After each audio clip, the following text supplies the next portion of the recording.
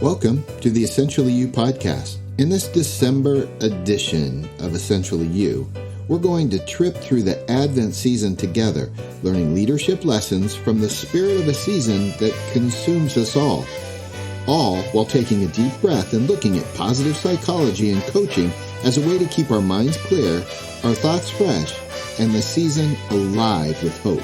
Welcome to the show.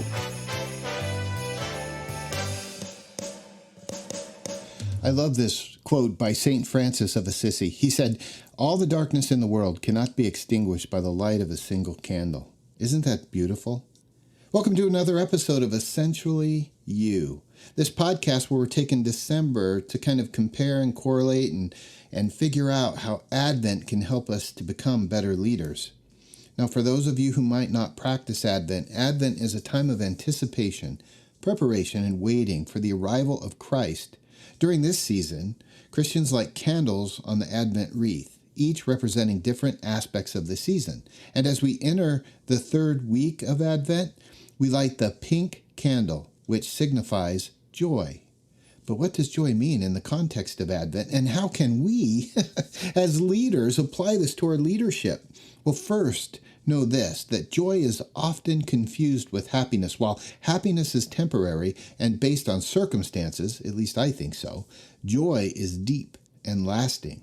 It's a feeling from within. It's not dependent on external factors. It's something that you own intrinsically. And as leaders, we face challenges and obstacles daily that can steal our joy. Sometimes I really want to tell people, friends, we have to fight for joy. Because joy is an essential aspect of effective leadership. When we lead with joy, we inspire and motivate teams. We create an environment where people want to come to work and feel valued. So, how can we cultivate joy in our leadership? Great question, right? Firstly, it's important to remember why we do what we do. We lead because we want to make a positive impact on others.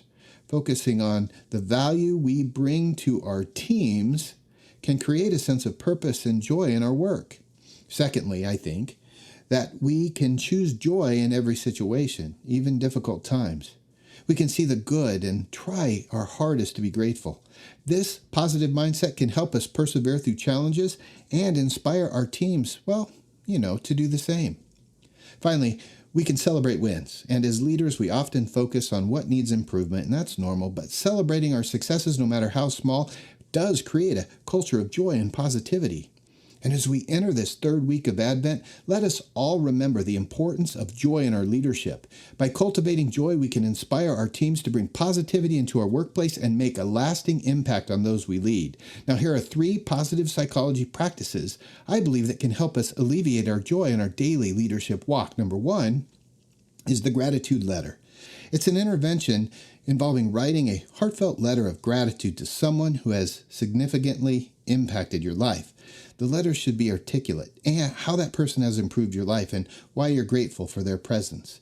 By the way, studies have demonstrated that this intervention can boost happiness up to a month.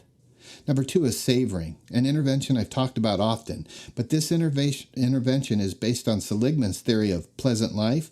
It involves taking a moment to engage fully and appreciate positive experiences.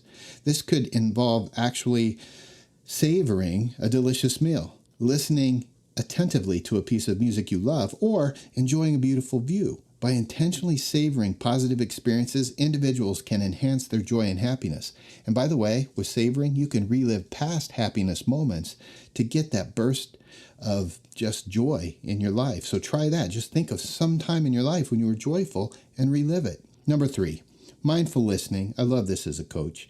This intervention involves actively listening to a friend or a loved one without interrupting or distracting or thinking about what you want to add. The goal here is to hear, to understand what the person is saying. I would say what the person is feeling, and to offer a non-judgmental kind of support and empathy system. By practicing mindful listening, individuals can deepen their connections with the people around them and experience greater joy and fulfillment in their relationships.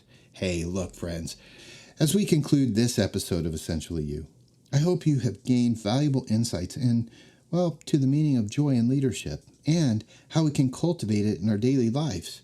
Remember, joy is not just a fleeting emotion, but a state of being that comes from deep within. By focusing on the positive, celebrating wins, and cultivating gratitude, we can create a culture of joy and positivity that inspires our teams and impacts those we lead. So do me a favor.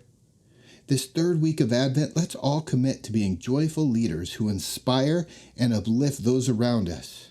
Hey friends, thanks for tuning in. And until next time, you gotta know, let's keep leading in joy. And, friends, we got this.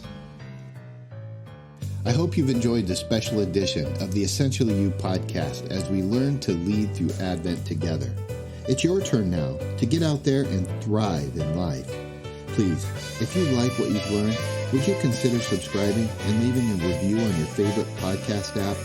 I would really appreciate it. And if you have any questions that you would like addressed on this podcast, feel free to reach out to me directly at mark@markmathia.com.